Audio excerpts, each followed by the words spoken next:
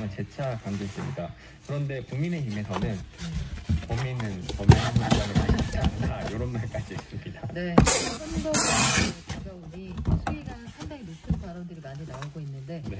국민의힘도 오늘부터 경선 투표가 시작이 되죠? 예, 오늘부터 2일 모의투표를 실시하고요. 3일과 4일은 투표에 참여하지 못한 당원들을 대상으로 한 ARS 투표 그리고 경쟁력 여론조사를 실시합니다. 이후 결과를 집계해서 오늘 오후 2시에 최종 후보를 선출하는 전당대회를 열게 됩니다. 김동완 기자는 누가 될 것 같아요? 굉장히 어려운 질문인데요. 모르겠어요. 노코멘트 하겠습니다. 네, 그래요. 후보들은 어떻게 당심을 잡기 위해, 민심을 잡기 위해 그렇습니까? 예, 홍준표 후보 같은 경우는 어제 국민의힘 당사에서 기자회견을 열고 정치 여정의 마지막 도전이라는 점을 강조했습니다. 여론조사상으로 우위가 좀 확인이 되고 있는데 이런 점들을 강조하면서 다른 세 분의 후보와 함께 원팀을 이뤄서 정권 교체를 이뤄내겠다. 다른 후보들은 아직 정치 여력이 남아있지 않느냐 이런 말을 했습니다. 그리고 윤석열 후보하고 유승민 후보는 대구에서 당심의 지지로 호소했는데 윤석열 후보는 수성못에서 정치 버스킹 행사를 열고 공직 생활을 대구에서 처음 시작했다. 이 지역은 소환하지 않았지만 이 자리에 저를 오게 한 분들이 대구 시민과 다릅니다. 제가 대구의 아들이 맞기는 맞는 거야. 이렇게 얘기했습니다. 현 후보는 고향이 맞나요? 네. 윤 후보는 서울 출생입니다. 그리고 유승민 후보는 대구 동성로에서 오징어 게임에 456번 그러니까 마지막 1인이 되는 성기훈 옷을 입고 마지막 1인이 되겠다고 호소했습니다. 그리고 기자회견을 또 대구에서 열어서 대구 경북의 아들 유승민을 선택해달라 이렇게 호소를 했습니다. 대장동 1타 강사를 가임하고 있는 원희룡 후보는 경기 성남시 분당구 백현동 아파트에서 기자회견을 열었습니다. 여기도 또다시 개발 특혜 의혹이 불거지고 있는 곳인데요. 네. 이재명을 상대할 후보는 이런 부분을 굉장히 강조했습니다. 네, 다 내가 돼야 이길 수 있다 이렇게 주장을 하고 있는데 제3지대 후보들이 한동안 보이지 않다가 네. 이제 박빙의 승부에서는 굉장히 몸값이 올라갈 거다 이런 전망이 있는데 네. 김동연 전 경제부총리 1호 공약도 나왔군요. 예, 새로운 물결 창당을 선언한 김 전 부총리가 지난 26일 국회에서 기자회견을 열고 1호 공약을 발표했습니다. 첫 공약은 공무원 기득권 계획입니다. 본인이 공무원 출신 아닌가요? 그러니까 더 잘한다는 거예요. 김 전 부총리는 공무원 철갑통을 깨고 유연한 정부를 만들겠다면서 퇴직 공무원을 절반만 채용하는 방식으로 공무원 20% 감축하고 공무원을 폐지하겠다고 했습니다. 그리고 5급 행정고시를 폐지하고 민간 경력직과 내부 순서로 충원하겠다는 입장을 밝혔는데요. 여기에 대해서 굉장히 반발을 하니까 공개 토론을 하자 이렇게 제안하기로 했습니다. 공직사회에서는 굉장히 파격적인 제안입니다. 교체하는 7급을 조금 더 뽑아서 내부 승진을 통해 공급을 올리겠다 이런 얘기인데 본인은 했었잖아요. 네. 또 굉장히 시장이 어떻게 될지 궁금해지고요. 안철수 국민의당 대표 오늘 대선 출마 선언을 할 예정이라고요? 오늘 오전 10시에 국회 잔디광장 공시대 앞에서 대선 출마를 선언합니다. 이제 법률당 단일화 논의가 본격화될 것 같은데요. 국민의힘이 오늘 본선 투표를 이 최근에 나온 데모차들 같은 경우에는 여소수가 부족하면 정보동도 쓰고 또 특정 시기를 넘기면 아예 시동이 안 걸리게 만들어졌기 때문에 이게 필수 소재가 됐는데 사실 대부분의 물류 트럭들이 디젤 경유 차량 아닙니까? 네네. 이게 자칫 잘못되면 물류 대란까지 일어날 수도 있다는 지적인데요. 그렇죠. 이제 아직까지는 그런 상황은 아닌데요. 예. 아시겠지만 말씀 주신 것처럼 화물차들 대부분이 디젤 엔진을 쓰고 있습니다. 디젤이 좀 힘이 세기 때문에 네. 특히 대형 화물차들은 다 디젤이라고 보시면 되는데 당장은 가격이 오르는 것이 문제가 됩니다. 너무 부담스럽다는 것이죠. 근데 요소수가 이제 없어지는 상황이 된다라고 하면 말씀하신 것처럼 국내 국산 요소수가 없으면 시동이 걸리지 않도록 요모가 되어 있습니다. 그러면 바로 시동이 꺼지지는 않거든요. 근데 시동이 꺼진 이후에 요소수 없이 시동을 걸면 시동이 걸리지가 않습니다. 이렇게 된다라고 하면 80% 정도 되는 디젤차가 그중에 일부가 멈춰설 수 있다는 얘기죠. 정도 가능하다는 얘기인데 문제가 쉽게 풀릴 것 같지는 않고요. 그것 때문에 지금 디젤차에 대한 질소산화물 규제를 한시적으로도 완화해야 된다는 주장이 나오고 있습니다. 주요 선진국들은 지금 인력난 같은 것 때문에 물류 대란이 벌어지고 있는데 그리고 자칫하다 이 요소사 때문에 물류대란 벌어지는 거 아니냐 걱정도 좀 듭니다. 미리미리 좀 살펴야 되겠죠. 이게 그 유럽에서는요. 예. 천연가스 가격이 너무 오르니까 그 비료 공장이 멈춰섰거든요. 비료 공장이 천연가스만 운행이 돼가지고 예. 그래서 오히려 그 탄산음료에 들어간 탄산도 못 만드는 상황이 됐고요. 중국 같은 경우도 요소 수치가 올라갔다고 말씀하셨는데 예. 그 요소를 이용해서 비료도 만들잖아요. 근데 중국이 이제 내년 봄이 되면 농사를 지어야 되니까 이 비료를 보유하지 않아서 금지하는 것도 있고 인터넷 보면은 급하신 분들 계시잖아요. 예. 운전하시는 분인데 그래서 급한 대로 화장실에서 받았으면 안 되나요? 이런 분도 계셨는데 안 됩니다. 운전 즉시 알아차립니다. 공급 경목 현상이라는 게 요소에서 발생하고 있다는 걸 실감합니다. 서장이 올라온 경제 뉴스 가운데 요즘 서울에서 6억 원 이하 아파트 쪽으로 급격하게 방송 쏠리고 있다고 그러는데 특별한 배경이 있는 걸까요? 궁금하네요. 예, 최근 서울에서 6억 원 이하 아파트 거래량이 크게 늘었습니다. 네. 부동산 플랫폼 업체 직방이 국토교통실거래가 공개 시스템 통계를 분석한 내용인데요. 서울 아파트 매매 계약 건수가 930건에 이르는데 이 중에서 6억 원 이하의 매매가 7% 달했습니다. 그러니까 세 채 중 한 채가 6억 원 이하의 저가 아파트였다는 건데 올 상반기까지만 해도 원래는 20에서 30% 수준이었던 게 갑자기 늘어난 겁니다. 이게 연중 최고치라고 합니다. 근데 6억 원 이하 아파트를 저가라고 불러야 될지는 모르겠습니다만 그게 말입니다. 상대적으로 저가 아파트 이런데 수요가 몰리는 이유가 혹시 대출 규제랑 관련이 있습니까? 네, 아무래도 여러 가지 이유가 있겠습니다만 추정해볼 수 있는 것들은 우선 말씀하신 것처럼 내년부터 강화되는 DSR 규제 영향이 커 보입니다. 어떻게 보면 규제의 풍선 효과라고 할 수 있는데요. 정부가 내년부터 2억 원 이상의 대출을 받을 때 개인적으로 총부채 원리금 상환 비율 DSR 40%를 적용하겠다고 했는데 이렇게 되면 대출이 하나도 없는 그 연봉 4천만 원의 무주택자 경우에는 대출을 받을 수 있는 금액이 이런 거 저런 거 다 합쳐도 기존의 4억 원이었던 게 한 3억 원 정도로 줄어듭니다. 그렇겠죠. 예, 그래서 저소득 근로자들을 겨냥하는 이런 우려 때문에 매출이 좀 압박될 수도 있고요. 그런데 이 보금자리론 같은 경우에는 이런 정책 서민 금융상품 같은 건데 이거는 DSR 규제를 받지 않아서 이런 빈틈을 채우고 6억 원 이하의 저가형, 상대적 저가형 주택을 대안으로 삼았을 가능성이 있습니다. 그래서 앞으로는 이 6억 원 이하 아파트 수요가 더 늘어날 것으로 보이는데 문제는 그 매수가 쏠리면 당연히 이런 아파트 가격이 상승하기 마련이니까요. 서울에서 6억 원 이하 아파트 찾는 건 더 어려워질 수 있겠죠. 그 서울에서 6억 원 이하 아파트 찾아볼 수 있나요? 사실 저도 무주택자여가지고 이 얘기를 듣고 정말 이해하고 열심히 찾았더니 곳곳에 있긴 있습니다. 그래서 이제 서울 외곽 지역에 20평 한동짜리 나홀로 아파트 있거든요. 아니면 서울 중심 지역이면 이제 10평대로 줄어드는데 그래도 나홀로 아파트 한 6억 원 이하에 해당하는 것들이 있었습니다. 경기도의 20, 30평대 아파트들 가운데도 있었고요. 참고로 서울의 전체 아파트 가구 수인 124만 원 중에서 시세 6억 원 이하는 한 11% 정도에 불과합니다. 순위 가격이라고 그러죠. 중간 값이 10억 원에 육박하니까 찾기가 쉽지는 않겠죠. 예전에 그 부동산 수요를 대표하는 나라가 똘똘한 한 채였는데 지금 이런 현상까지 보면 어떻게든 한 채 쪽으로 수요가 넓어지고 어떻게든 한 채를 마련하자는 쪽으로 부동산 수요가 확산된 게 아니냐 이런 짐작도 들고 있습니다. 김치영 기자께는 단계적 일상 회복이 시작되면서 같은 경우는 일상 회복 정도가 아니라 더 나아간 듯한 느낌을 주더군요. 물론 10월 말도 할로윈이라는 굉장하던데 항공사들도 나아지지 않았을까요? 억눌리는 소비들이 이제 보시면 되겠는데요. 당장 이제 위드 코로나 정책이 나오고 또 백신 보급도 늘어나고 하면서 각 항공사들이 해외 노선들을 이제 정상화시키는 과정에 들어갔습니다. 대한항공은 오는 3일부터 인천하고 하와이 노선을 국내편 1회, 부정편 2회로 그 3일 일정을 운항을 하기로 했고요. 또 인천과 시드니, 오클랜드 경기편으로 다시 운항을 시작했습니다. 괌은 이제 노선을 확대했고요.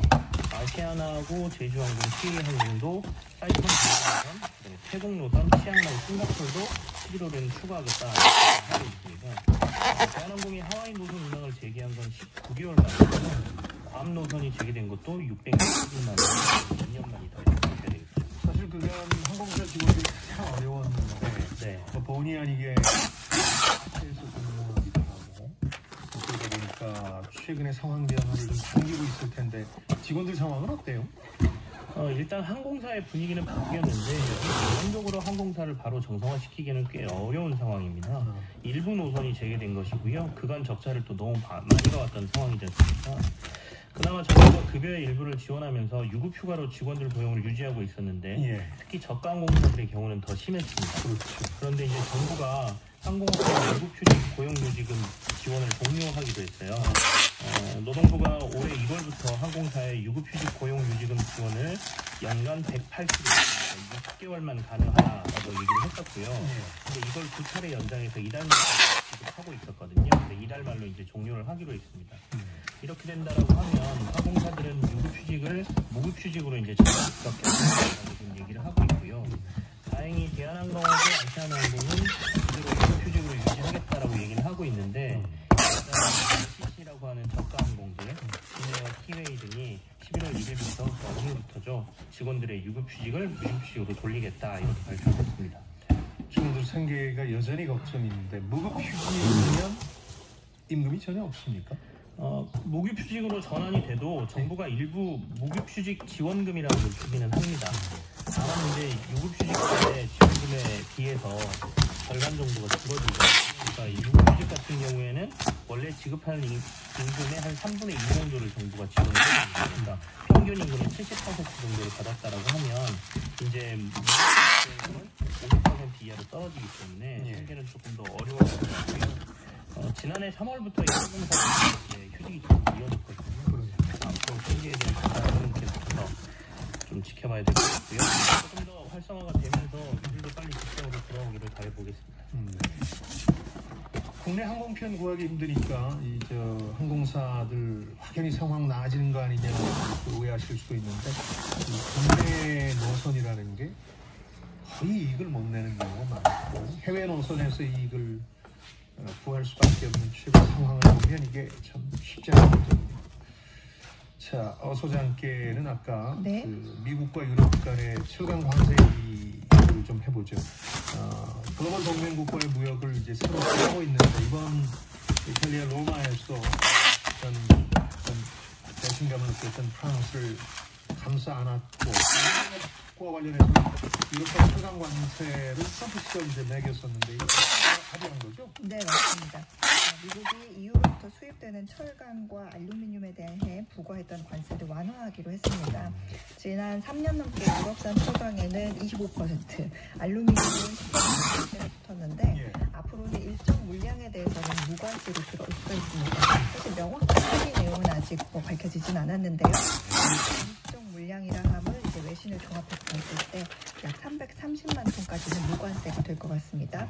여기에 이제 기존 관세가 부과되지 않았던 품목도 있거든요. 그래서 이 100만 톤 정도인데 여기까지 합치면 430만 톤. 그러니까 원래 이 관세가 부과되기 전에 한 500만 톤 정도 됐는데 거의 유사한 양이 될 것 같습니다. 다만 이 양을 넘어선 물량에는 관세를 부과하는 저율 관세 할당 방식으로 합의가 된 것으로 전해지고요. 미국과 유럽 간의 철강 관세는 지난 2018년 도널드 트럼프 대통령 시절에 생긴 건데 트럼프 대통령이 국가 안보 위협 의무로 EU와 중국, 일본산 철강에 알루미늄의 25%, 알루미늄의 10%, 철강의 25% 붙였던 겁니다. 그래서 EU도 이에 맞서기 위해서 오토바이, 헬리데이비스, 아니면 위스키, 아니면 리바이스, 청바지 이런 미국 제품의 보복 관세를 25%를 붙였거든요. 근데 여기에 더해서 올해 12월 1일부터 우선 50%를 올려서 받을 예정이었는데 이번에 합의가 되면서 이제 철회가 됐죠. 말씀해 주신 것처럼 미국과 유럽 간에 이 보복 관세를 매기면서 상당히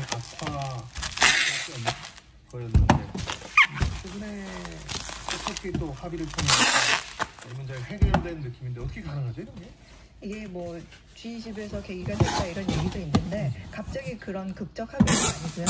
지난 여름부터 이 이미 미국과 유럽 간에 우리 한번 한국을 모색해보자 하는 얘기가 나왔었습니다.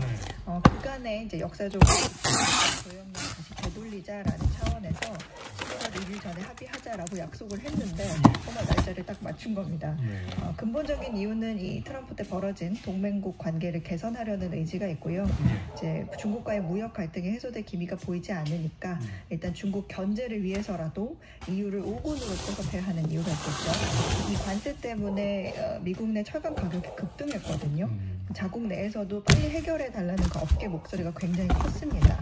지난해 미국에서 이 철강 원가가요, 무려 3배나 뛰었거든요. 그러니까 이것 때문에 결국에는 자동차 전자제품 가격 오르고요. 공급망도 붕괴되는 상황이 발생하는 거죠.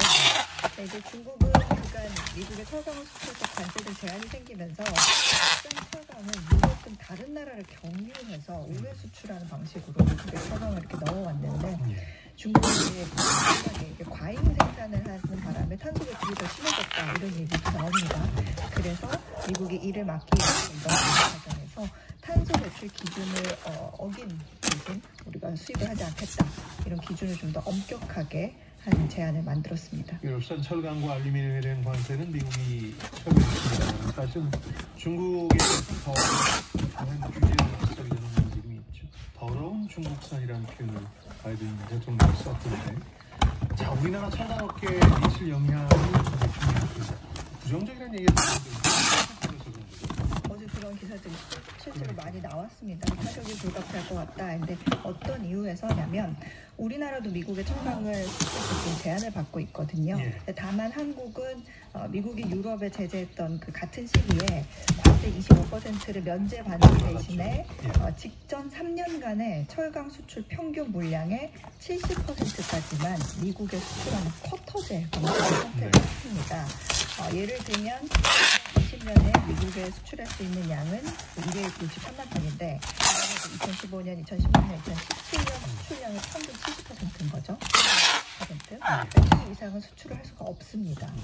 그래서 이제 유럽이 앞으로 일정한 관세 없이 미국의 철강을 수출하게 될 경우에는 우리가 이제 좀 싼 값에 납품을 할 수 있게 될 거 아니에요. 관세가 없어지니까 한국 입장에서는 수출 경쟁이 심화된다는 거죠. 따라서 우리는 이미 관세 없이 일정량까지 수출을 해온 거기 때문에 물론 품목에 따라서는 관세가 일부 있을 수는 있습니다. 그런데 이제 뭐 한국 철강 품질이 뒤떨어지지 않는 이유는 수출이 뭐 당장 감소될 가능성은 제한적이라고 생각이 됩니다. 물론 미국 경기가 좋아지고 뭐 계획했던 지금 대규모 인프라 투자가 있으니까 이런 걸로 철강 수요가 높아졌을 때는 유럽은 수출량이 이제 제한이 없고 무관세까지 마음껏 수출할 수 있으니까. 근데 우리는 쿼터제 때문에 수출량 발목이 잡혔으니 좀 수요가 늘어도 더 못한다는 단점은 있죠. 그러니까 한마디로 유럽은 제한이 풀렸으니까 배는 아픈데 우리는 발이 묶여있으니까 배도 고픈 그런 상황인 겁니다. 오히려 이번에 EU와의 합의를 계기로 미국이 다른 동맹국들에 대한 철강 수출을 완화를 해줄 수 있다 이런 가능성이 높아진 것도 사실이거든요.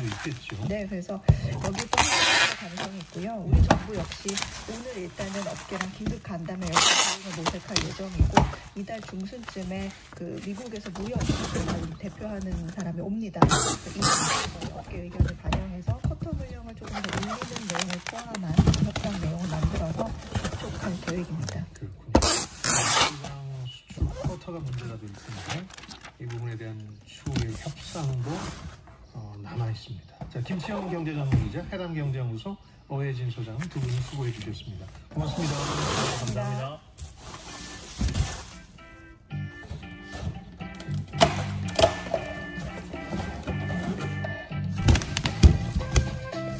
지금 여러분께서는 생활경제연구소 김방희 소장이 진행하는 성공예감 김방희입니다를 듣고 계십니다. 참여해주신 여러분께는 추첨을 통해 한국물 전문그룹 비프코에서 선물을 아름다운 식탁 창조 주비푸드에서 자연에서 갈아 만든 생와사비를 품질 보장 판촉물 판촉유지에서 USB 메모리를 성공예감에서 정성스럽게 준비한 쿠폰을 보내드립니다. 당첨자는 성공예감 김방희입니다 홈페이지에서 확인하세요. 자, 오늘부터 단계적 일상 회복으로 들어가는 만큼 인터넷 가게의 움직임이 이것으로 시작됩니다. 보름간 진행이 되는데요. 많은 분들이 뭘 사고 싶은데 돈이 없다는 말씀을 해주시네요. 엊그제 월급을 받았는데